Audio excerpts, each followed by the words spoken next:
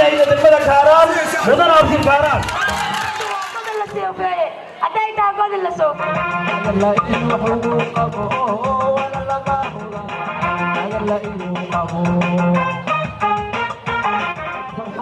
farxad hadaad farxayso aad imogi dadkaan unka madax baro farxad unka waa shacab Soomaaliyeed